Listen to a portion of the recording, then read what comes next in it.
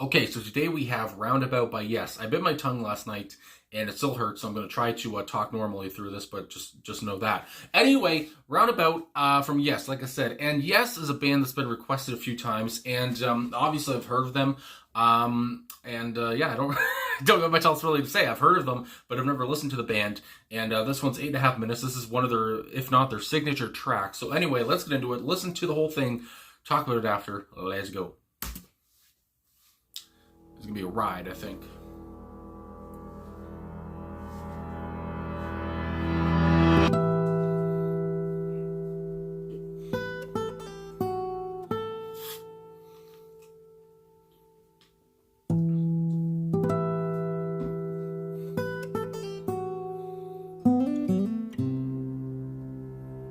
It's dramatic.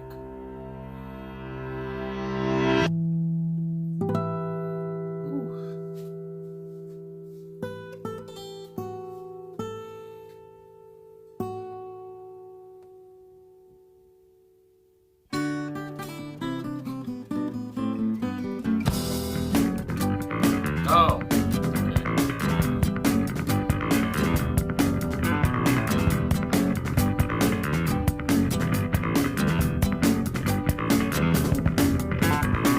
I'll be the roundabout.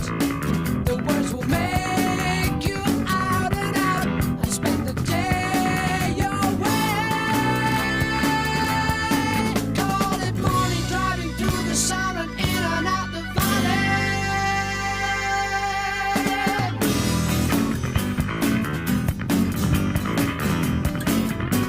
Yeah. The music dance and sing. They make the children really ring. I spend the day away. Call it morning, driving through the sun and in and out the valley. In and around the lake. Mountains come out of the sky. We stand there. 1 mile over, we'll be there and we'll see you.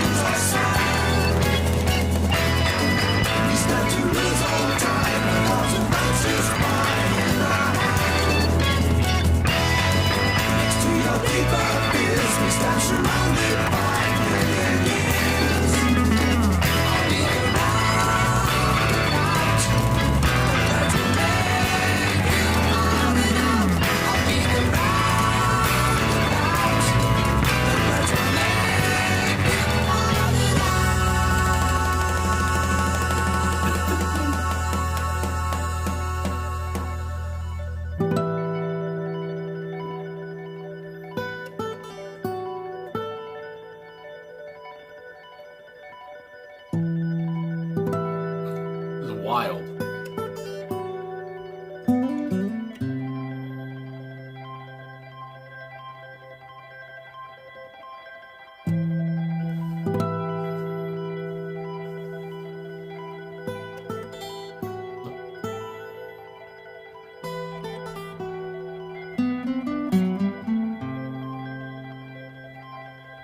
In and around the lake, mountains come out of the sky. They stand there. 24 before my love, I'll be there.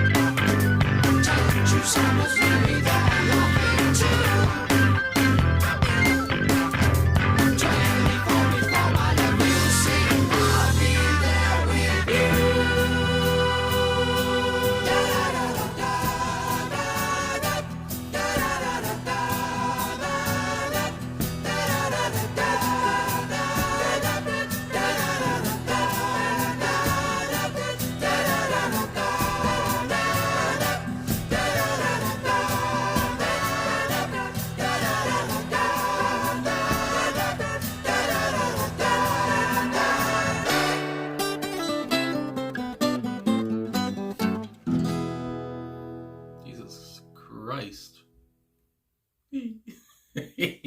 Okay, so Roundabout by Yes.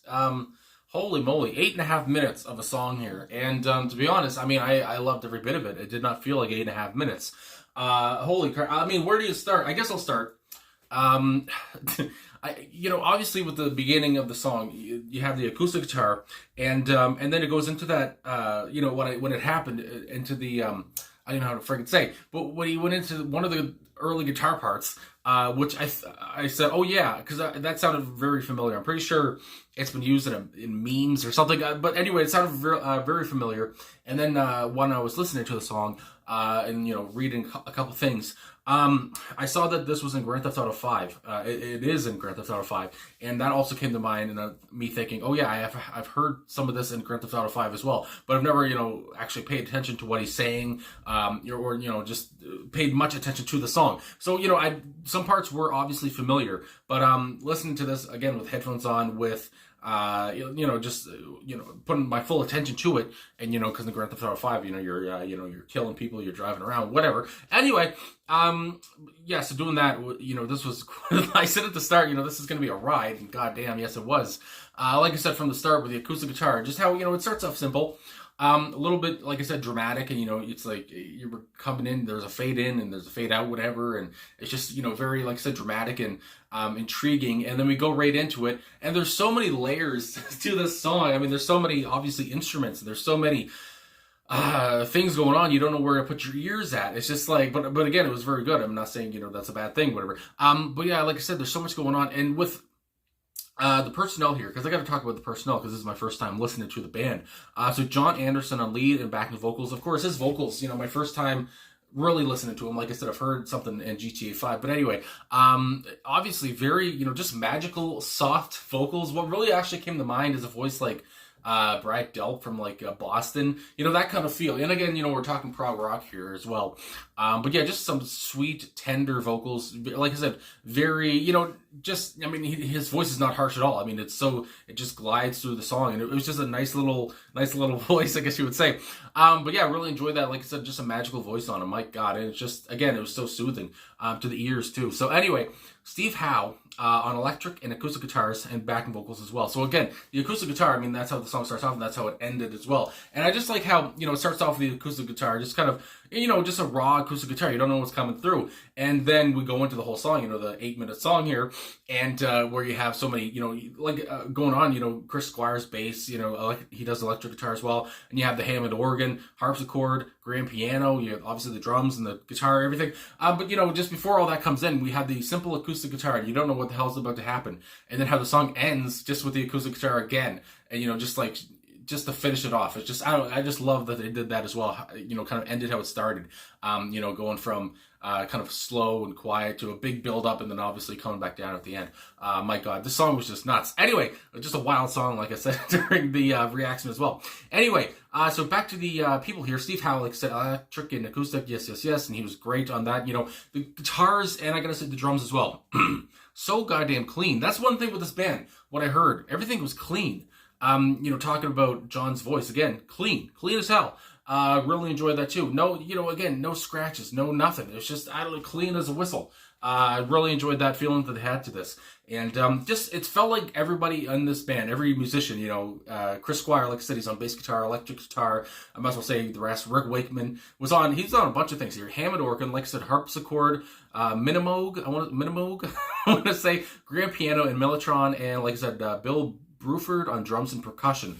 But each person here, John, Steve, Chris, Rick, Bill, they were all, so proficient at their instrument. And that's what I really, what really came across here. This being in 1971, this being on their 4th album, obviously by this time, you're used to each other, you're used to each other's playing. And, yeah, they just worked so well together. It sounds so dull to say, oh, they worked really well together, but goddamn, they did. And they're so clean, like I said, and they were just so tight together. And that's one thing that really came across here. Because again, for how extravagant this song was, like I said, with every instrument, and just, the layers upon layers of the organ and the, guitar parts, and the bass guitar was unmissable too. I love that bass. I love me some good, fat bass lines. And, all that coming in, it was just perfect. Nobody was out of place. That's what really came to my head.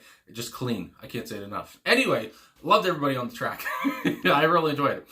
So I wanted to go, let me see here on genius.com, look at the lyrics a little bit. So, Roundabout, obviously, everyone I think knows what a roundabout is, but what I, come to find out here is that basically, this came as a song because, again, the band was, traveling from city to city as bands do, going to the next show. And they saw, basically, they saw a lot of roundabouts. That's basically as simple as I can put it, as, what I found out.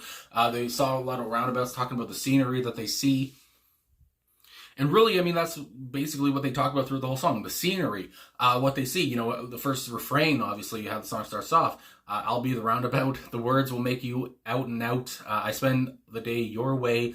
Call it morning, driving through the sound in and out of the valley. Again, we're talking about the valley. It's just everything they see. I mean, again, especially back here in, you know, the 70s when early 70s again, when this came out in 71.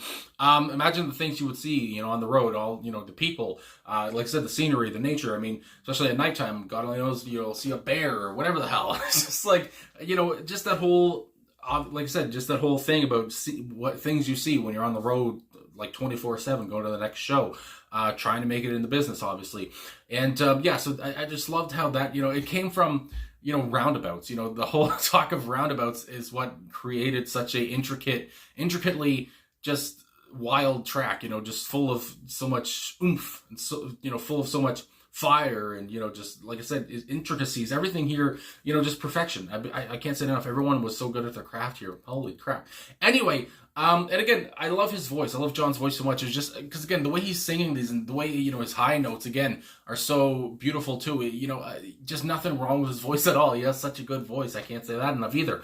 You know, going on the course, in and out around the lake. And again, I just love all this imagery. The lake, of course, you know, the valley, mountains, of course, mountains coming out of the sky, and they stand there 1 mile over. We'll be there and we'll see you. They're talking about, you know, we'll see the mountains even better. 10 true summers will be there and laughing too. 24 for my love, you'll see I'll be there with you. And again, you just talk about, you know, things you miss when you're on the road, you know, your love back home probably. Talking about, again, you know, just coming closer and closer to the things you saw 10 minutes ago, or, you know, a couple of seconds ago, whatever. And then, you know, now they're closer because you keep driving on. You know, just this little stuff about, you know, the roads, just driving, traffic. It's just, I mean, it's just, you know, it seems so simple how the song came up with, how they came up with the song.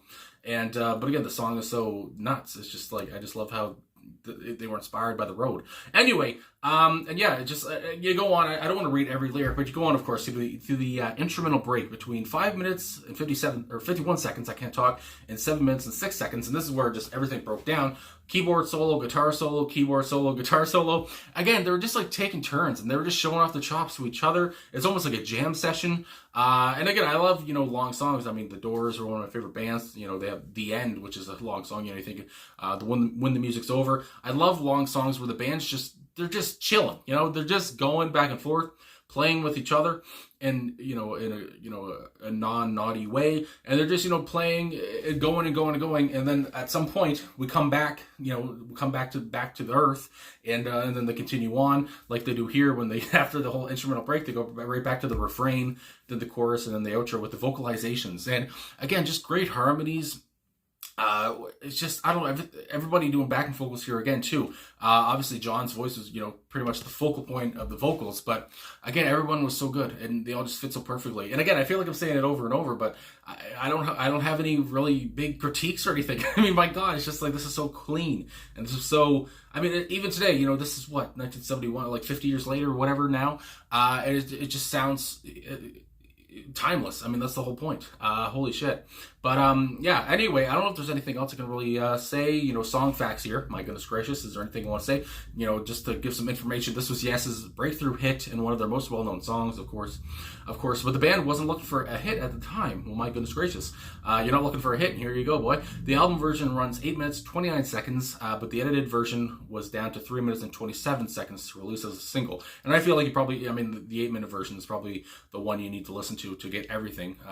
Breaking it down to just 3.5 minutes. That's nuts. So Jon Anderson says in an interview here, just again to talk about more about the band, because again, I'm new to this whole thing. Anyway, he said, when we first heard the Roundabout single, it was on the radio. We didn't know it was released. That's funny. We were busy being a band on the road, and that's what the whole song's about. I mean, my God. And then we heard the edit, and we thought, wow, that must have been a big pair of scissors to edit that song. That's funny. I mean, it was just totally wrong musically. It actually worked out. All of a sudden, we became famous. We had a hit record, and more people came to see us, which was great, because then they would see the progression of music we'd been doing, and they'd see us more as a band, and not just for Roundabout. My goodness.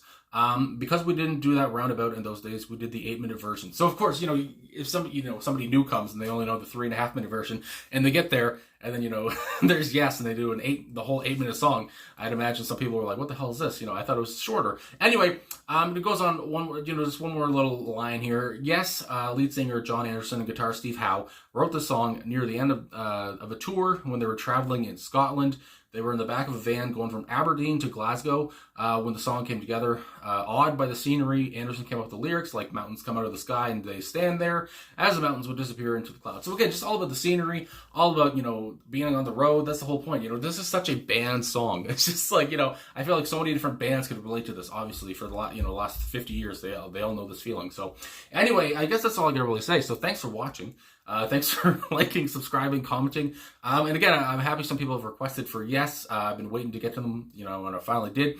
And even though I have heard, some parts, like I said, it sounds like some parts were like part of a meme or whatever, and obviously it was in GTA 5. I never really, paid attention to it fully. So this is still a reaction, I would say. So anyway, thanks for all the support, and I'll talk to you guys again soon. Yes, yes, yes.